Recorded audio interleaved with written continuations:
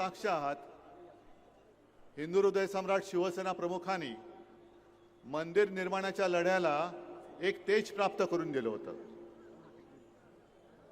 आज मला थोडं नाही म्हटलं तरी वाईट वाटते की मंदिर उभं जरूर राहिलं, पण नवा लढा जो म्हणतोय तो त्या मंदिराच्या रक्षणाचा आपल्याला सुरू करावा लागतोय.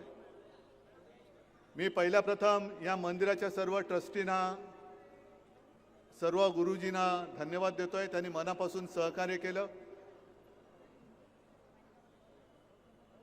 नुसतं सहकार्यच नाही तर आशीर्वाद सुद्धा दिलेत. आणि या कार्यक्रमासाठी ज्या ज्या शिवसैनिकांनी मेहनत केली त्यांना सुद्धा मी धन्यवाद देतोय. संजय राऊत तर सोबत आहेतच.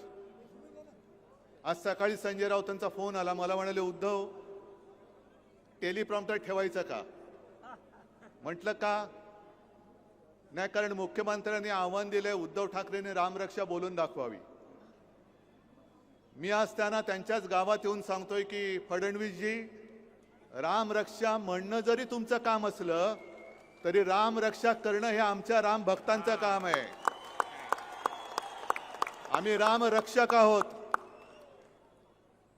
मनामध्ये भाव नाही आणि रामरक्षा म्हणताय म्हणजे मनी नाही भाव आणि देवा मला पाव, हे आमचं हिंदुत्व नाहीये.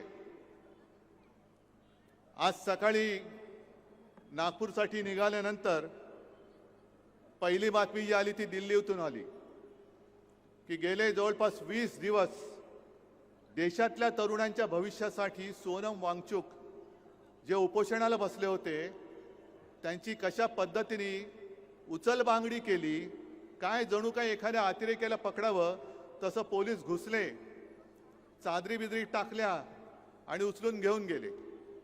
तो दिपके तिकडे बसलाय, त्याला पण मारहाण केली, त्याच्या अंगावर शाई फेकली.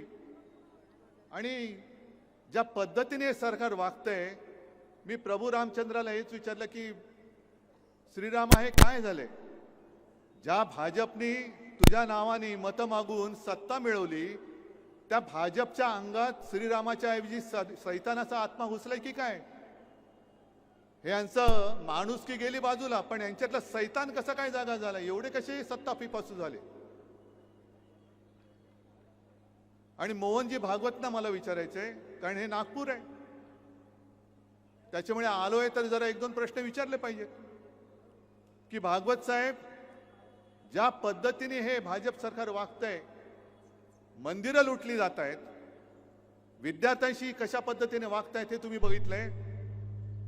पेपर फुटतायत, पक्ष तर फोडले जात आहेत, पण आता मंदिरातल्या तिजोऱ्या फोडल्या जात आहेत. हेच हिंदू राष्ट्र तुम्हाला अपेक्षित होतं काय? आमचं हिंदू राष्ट्र हे नव्हे. आमच्या हिंदू राष्ट्रामध्ये रामराज्य अपेक्षित आहे, आम्हाला शिवशाही अपेक्षित आहे. गोरगरिबांना, महिलांना, विद्यार्थ्यांना, तरुणांना न्याय देणारं हे खरं आमचं हिंदू राष्ट्र आहे. कॉन्ट्रॅक्टरना अभय देणारं हिंदू राष्ट्र आमचं असू शकत नाही.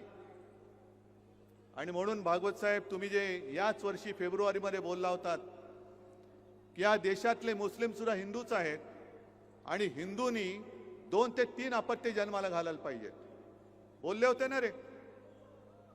मग ही अपत्ये जन्माला घातली, जी अपत्ये घातलेत आणि परीक्षेतले पेपर फुटलेत, अनेकांनी आत्महत्या केल्यात, त्यांचं पहिलं काय करणार? आणखीन अपत्ये जन्माला घालून पुन्हा त्याने तुम्ही तसेच चिरडणार आहात? हे हिंदू राष्ट्र आमच्या संकल्पनेतलं नाहीये, हे अजिबात नाही. आणि मला तेही दिवस आठवत आहेत ज्या वेळेला बाबरीचा लढा झाला होता आणि बाबरीचं पतन झालं, बाबरी पाडण्यात आली. हे आज सत्तेवर बसले त्यापैकी एकही कोणी छाती पुढे कडून आला नव्हता. तेव्हा फक्त एकमेव हिंदू हृदय सम्राट उभे राहिले होते, कारण भाजपवालेच तेव्हा म्हणत होते की हे आमचं काम नाही, असेल तर शिवसैनिकांचं काम असेल. मला वाटतं संजय राऊत तुम्ही फोन केला होता, कारण मी स्वतः तेव्हा बाळासाहेबांच्या बाजूला उभा होतो. मला माहित नाही पलीकडे कोण आहे, म्हणजे संजय राऊत आहेत का? मला एवढं कळलं एक पत्रकार आहेत. आणि बाळासाहेबांनी उत्तर दिलं होतं की जर हे काम माझ्या शिवसैनिकांनी केलं असेल तर त्यांचा मला गर्व आहे. गर्व से कहो हम हिंदू है, ही घोषणा त्यांनी बुलंद केली होती. अनेक कारसेवकांनी तुरुंगवास भोगला, अनेकांनी बलिदान केलं, अनेक जण त्यावेळेला झालेल्या पोलीस अत्याचारामध्ये कायमचे अपंग झाले. बाळासाहेबांनी जो धोका डोक्यावरती घेतला होता, अनेक जणांनी जे बलिदान केलं, हे यांच्या चोरांच्या पोटापाण्याची सोय करण्यासाठी नव्हतं केलेलं. मंदिर वही बनाएंगे, कशाला? बनाने के बाद लुटने के लिए. आम्ही आहोत ते मंदिर लुटारूंच्या विरुद्ध आहोत. फडणवीस साहेबांना सांगायची की आमची चेष्टा टिंगल मस्करी करण्यापेक्षा तुम्ही मंदिर लुटणाऱ्यांच्या बाजूने आहात की राम रक्षा करणाऱ्यांच्या बाजूने आहात ते पहिले स्पष्ट करा. हे आंदोलन म्हणजे राम रक्षा पाठ आहे की नाही बघण्याचं आंदोलन नाहीये. हे एखाद्या वर्गाच्या मॉनिटर सारखं बोलू नका. राम रक्षा पाठ आहे की नाही. राम रक्षा म्हणजे आज जे आपण नेहमी म्हणतो की रामाने आपली रक्षा केली पाहिजे, आज राम भक्तांना रामाची रक्षा करण्याची वेळ या रामाच्या नावाने मत मागून सत्तेत आलेल्या भाजपच्या कारभारामध्ये आपल्याला करावी लागते. याच्यासारखं हिंदूंचं दुर्दैव कोणतं? आणि कोणतं असं क्षेत्र आहे की ज्याच्यामध्ये भ्रष्टाचार नाहीये? केदारनाथच्या मंदिरात चोरी झाले, बद्रीनाथच्या मंदिरात चोरी झाले, उज्जैनमध्ये जमीन घोटाळा झालेला आहे, अयोध्येमध्ये जमीन घोटाळा झालेला आहे. अयोध्येमध्ये सुद्धा मंदिराच्या नावाने स्वस्तात जमिनी घेतल्या गेल्या आणि शतपटीने किमती वाढून ट्रस्टला विकल्या गेलेल्या आहेत. हे मी नाही म्हणत, बाकी सगळे म्हणतायत. अनेक जण जे साधू आहेत ते आज राग व्यक्त करतायत, संताप व्यक्त करतायत. आणि एका साधूने तर सांगितलं, हे तो मंदिर नाहीये, हे तर म्हणे पैसा गोळा करण्याचं केंद्र झालेलं आहे भाजपचं, एटीएम. आणि मग आणखीन काही जणांनी म्हणाले की तिथे जो काही पैसा गोळा केला गेला, तिथे जो काय तिजोरीवरती डल्ला मारला गेला, त्यातून आमदार खासदार विकत घेतले गेले. आज मला त्या गद्दारांना सुद्धा बोलायचंय, विचारायचंय. माझ्यावरती आरोप करत होतात बाळासाहेबांचे विचार सोडले. अरे मी बाळासाहेबांचा विचार घेऊन आज सुद्धा ठामपणाने उभा आहे. मंदिर चोरांना आम्ही जाब विचारायला उभे आहोत. तुमच्यामध्ये जर हिंमत राहिली असेल तर तुम्ही भाजपला प्रश्न विचारून दाखवा. त्यांच्या घरचे पाणके हो नका. तुमच्यामध्ये जर हिंदुत्वाचं अस्सल रक्त असेल, या गद्दारांच्या अंगामध्ये हिंदुत्वाचं अस्सल रक्त असेल, तर त्याने मंदिर चोरांविरुद्ध आपली भूमिका स्पष्ट करायला पाहिजे. का नाही करत? कारण यांच्यामध्ये दम राहिलेला नाही. लाचार होणारा हा खरी हिंदू नाहीये. इथे जमलेत सगळ्यांच्या डोक्यामध्ये नुसत्या भगव्या टोप्या नाहीयेत. मी हा भगवा झब्बा आणि हातामध्ये भगवा झेंडा हा काही गंमत म्हणून घेतलेला नाहीये. आमच्या अंगामध्ये जे हिंदुत्व शिवसेना प्रमुखांनी भिनवले त्याचं हे प्रतीक म्हणून आम्ही भगवे टोप्या आणि भगवा झब्बा आणि भगवे झेंडे घेऊन फिरतो आहोत. ही काय नाटक कंपनी काढलेली नाहीये. गेल्या वेळेला याच भाजपने आपल्याबरोबर दगाबाजी केली आणि म्हणून आपल्याला महाविकास आघाडीचं सरकार स्थापन करावं लागलं. तेव्हा हेच काऊर करत होते, हिंदुत्व सोडलं, हिंदुत्व सोडलं. अरे आम्ही हिंदुत्व सोडूच शकत नाही. पण आज मला भाजपला विचारायचंय, तुम्ही का हिंदुत्व सोडलं? तुम्ही का बोलत नाही यात? आणि माझी तर ठाम मागणी आहे, हे एसआयटी बीसायटी यांनी स्थापन केलेली थोतांड आहेत, ही नाटकं आहेत. एक एक विषय निर्माण झाले का दुसरा विषय काढायचा की पहिला विषय लोक विसरून जातात आणि मग त्याचंच भांडवल करायचं. आणि त्यांना माहिती आहे लोकांची मेमरी ही जास्त दीर्घकालीन नसते. पण मंदिर लुटीचा विषय आम्ही जोपर्यंत धसाच लागत नाही तोपर्यंत आम्ही सोडणार नाही. मुंबईमध्ये केले, नागपूरमध्ये केले, मी तर राज्यात सगळीकडे जाणार आणि बाहेरच्या राज्यात अगदी अयोध्येला आणि काशी विश्वनाथ त्याच्या सुद्धा दर्शनात जाऊन मी महाआरती करेन. कारण हिंदुत्वाला जाग माझ्या वडिलांनी आणलं. होय, घराणेशाही म्हणा पाहिजे तर माझ्या वडिलांनी आणलेली आहे. त्यांनी जागा केलेला हिंदू तुम्हाला मी झोपू देणार नाही. आणि चौकशीची थेरं करू नका, चौकशीची नाटकं करू नका. जर तुम्हाला प्रामाणिकपणाने याचा निकाल लावायचा असेल तर निवृत्त न्यायमूर्तींच्या अधिपत्याखाली चौकशी समिती स्थापन करा. आणि न्यायमूर्ती सुद्धा गोगलगाई सारखे नकोत, तपका आणि आरत्या ओवाळणारे नकोत. तर निस्पृह आणि निष्पक्षपातीपणाने काम करणारे अभय ओकांसारखे निवृत्त न्यायाधीश तिकडे नेमा आणि मग दूध का दूध पाणी का पाणी बघा कशात काय ते शोधा तुम्ही. पण आम्ही कशावरही प्रश्न विचारायचे नाहीत. काही विचारलं तर हे देशद्रोही ठरवतात. आणि या राम मंदिर चोरीबद्दल यांच्यातलेच एक व्यक्ती आहेत, काय बोलतायत बघा. कि शायद उन्होंने श्रद्धा पूर्वक भाव के साथ भगवान के मंदिर में अर्पित नहीं किया होगा, इसलिए उनका पैसा चोरी ऐकू येते का रे? हमारा पैसा चोरी नहीं हुआ, हमारा पैसा मंदिर में लगा है. और थोडक्यात सांगतो तुम्हाला, उत्तर प्रदेशचे हे विधानसभेचे अध्यक्ष आहेत सतीश महाना, आणि ते म्हणतायत की ज्यांनी सच्चे श्रद्धा काय भाव के साथ म्हणजे श्रद्धेने ज्यांनी पैसे दिलेले नाहीत त्यांचे पैसे चोरीला गेलेत, आमचे पैसे तसेच आहेत. आणि ज्यांचे पैसे चोरीला गेलेत असं वाटत असेल त्यांना माझ्यासारखे करोडो लोक पैसे द्यायला तयार आहेत. राम मंदिर ही तुमच्या बापाची जागीर नाहीये. आम्ही सुद्धा राम भक्त आहोत. आणि तुम्हाला सगळ्यांना लक्षात असेल की 2 वर्षापूर्वी 22 जानेवारीला अयोध्येमध्ये जेव्हा राम मंदिराचं लोकार्पण झालं होतं, मोदी बसले होते तिकडे. एकही शंकराचार्य त्यांच्या सोबत नव्हता. आणि तेव्हा आपण कुठे होतो? आपण नाशिकच्या काळाराम मंदिरामध्ये होतो.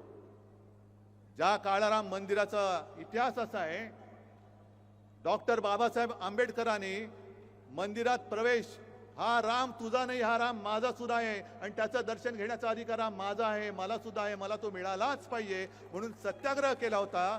तेच ते राम मंदिर.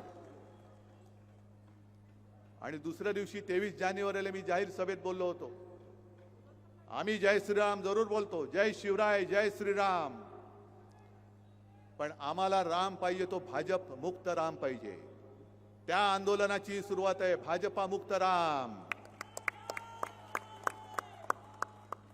आणि ही चोरी, हा दरोडा हा केवळ दानपेटीवरचा नाहीये, तर हा दरोडा तमाम हिंदूंच्या भावनेवरती, तमाम हिंदूंच्या श्रद्धेवरती घातलेला या मंदिर चोरांनी घातलेला दरोडा आहे. आणि न्यायमूर्ती तुम्ही झालं पाहिजेत. या देशातला, या जगातला प्रत्येक हिंदू या चोरीबद्दल न्यायाधीश म्हणून त्यांनी न्याय निवाडा केला पाहिजे. अटल बिहारी वाजपेयी जे बोलले होते, जेव्हा एक दंगल झाली होती, मला वाटतं भिवंडीच्या आसपास, तेव्हा वाजपेयीजी बोलले होते की अब हिंदू मार नहीं खाएगा. मग मी आज तुम्हाला सांगतोय, तुम्ही कसे हिंदू झाले पाहिजेत? जे चोर आहेत त्यांना ठणकावून सांगा, अब हिंदू माफ नहीं करेगा. हिंदू नुसता जागा नाही, हिंदू आता पेटलेला आहे. आज आम्ही सगळ्यांना आमंत्रण दिले होते. देवेंद्र फडणवीसांना दिलं होतं, मोहनजी भागवतांना दिलं होतं, सगळ्यांना. अगदी काँग्रेसची लोक सुद्धा माझ्यासोबत आहेतच. खासदार आहेत, सुनील केदार आहेत, आणखीन कोण कोण आहेत बघा. मी हिंदुत्व सोडलं का यांनी हिंदुत्व धरलंय? हे राम म्हणजे कोणाची तुमची खाजगी मालमत्ता नाहीये हो. भाजपचे कोणी आहेत का इकडे? सगळे राम भक्त आहेत. भाजपचे कोणी आहेत? मग हिंदुत्व कोणी सोडलंय? मंदिर चोरांची बाजू घेणारा राम भक्त असू शकत नाही. म्हणून मला फडणवीसांना सांगायचंय की शब्दाचे खेळ करू नका. राम रक्षा येते की नाही? राम रक्षा स्तोत्र येत नसेल, पण मला रामाची रक्षा करायला येते आणि ते केल्याशिवाय मी राहणार नाही, मागे नाही हटणार.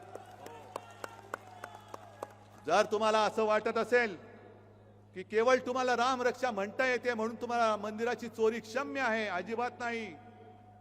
तिकडे लाखो करोडो हिंदूंच्या भावनांनी बांधलं गेलेलं ते मंदिर आहे. गावागावात शिवसेना प्रमुख फिरलेले आहेत, गावागावात शिवसैनिक फिरलेले आहेत. अनेक जणांनी अनेकांनी केसेस अंगावर घेतलेले आहेत, पोलिसांचा मार खाल्लेला आहे. छातीवरती वळ उठला तरी मागे न हटता अयोध्येला जाणारे आमचे शिवसैनिक आहेत. आणि त्या शिवसैनिकांना सोबत घेऊन राम रक्षा म्हणण्याचं नव्हे तर राम रक्षा करण्याचा हा लढा मी आजपासून सुरू करतो आहोत. चोरानो मध्ये येऊ नका,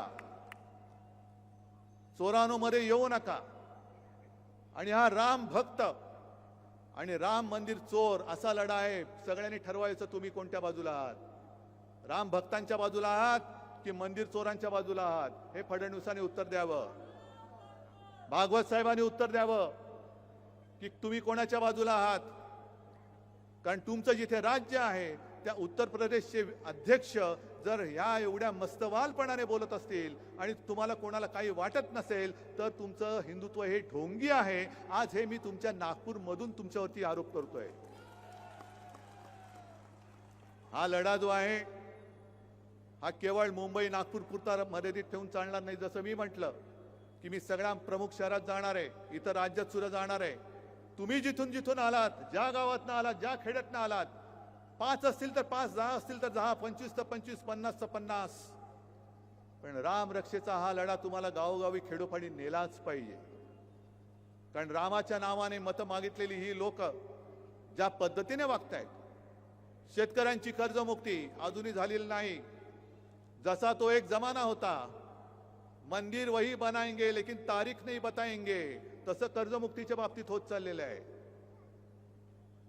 निवडणुकीच्या आधी लाडकी बहीण म्हणून योजना जाहीर केली, आता जवळपास 92 लाख महिलांना त्यातून वगळून टाकलेलं आहे. निवडणुकीच्या आधी ज्या महिलांना साडी देत होते त्या साड्या सुद्धा आता देणं यांनी रद्द करून टाकलेलं आहे. म्हणजे जेव्हा जेव्हा ज्याची गरज असते ती गरजेपुरतं वापरायचं आणि फेकून द्यायचं. आता तर प्रभू श्री रामाला सुद्धा फेकून द्यायला निघालेत. एवढे नीच राज्यकर्ते यापूर्वी मी कधी पाहिलेले नव्हते, आजपर्यंत मी कधी पाहिले नव्हते. पण कर्तव्य आपलं आहे. त्यांना जर असं वाटत असेल की आम्ही काही केलं तरी चालतंय, आम्ही चालू देणार नाही. आज सुद्धा बाळासाहेबांनी उभा केलेला कट्टर कडवट देशाभिमानी हिंदू हा तुम्हाला जाब विचारण्यासाठी तुमच्या समोर उभा राहिलेला आहे. आणि ज्याप्रमाणे आजच्या आंदोलनाला मी सर्व पक्षांना हाक दिली होती की पक्ष बाजूला ठेवा, हा हिंदुत्वाचा लढा आहे, तसंच उद्या आम्ही मुंबईमध्ये करतोय ते सोनम वांगचुक आणि अभिजित दिपके यांनी जो लढा तिकडे उभारलेला आहे त्या लढ्याला पाठिंबा देण्यासाठी मुंबईमध्ये मी उद्या आंदोलन करतोय. तुम्हाला सुद्धा शक्य असेल उद्या तुम्ही सुद्धा आंदोलन करा. जिथे जिथे तुम्हाला जे जे करता येणं शक्य आहे शांततापूर्ण मार्गाने ते ते करा. अनेकांनी मला विचारलं तुम्ही दिल्लीला जाणार का. म्हटलं जरूर जाईन, पण नुसता कोरड्या शब्दांनी त्यांचं मी समाधान करायला जाणार नाही. पहिले इकडे मी आंदोलन करेन, पहिले मी त्यांना इकडे पाठिंबा रस्त्यात उतरून दाखवेन आणि मग मी त्यांना भेटायला जाईन. कारण सोनम वांगचुक हे 20-25 दिवसापूर्वी, आता उपोषणाला 20 दिवस झाले, त्याच्या आधी 8-10 दिवस म्हणजे गेल्या महिन्यात ते घरी येऊन मला भेटून गेले. अभिजित दिपकेशी सुद्धा माझं बोलणं झालेलं आहे. आणि उद्याचं सुद्धा जे आंदोलन आपण मुंबईमध्ये करतोय तिथे सुद्धा आज या चॅनलच्या माध्यमातून मी सर्व पक्षाच्या सर्व भाषिकांना आवाहन म्हणजे विनंती करतोय की हा जो लढा आहे, जसा हिंदुत्वाचा मंदिर चोराविरुद्ध ढोंगी हिंदूंविरुद्ध आहे, तसाच उद्याचा लढा हा आपल्या देशाच्या भविष्य असलेल्या युवकांसाठीचा लढा आहे.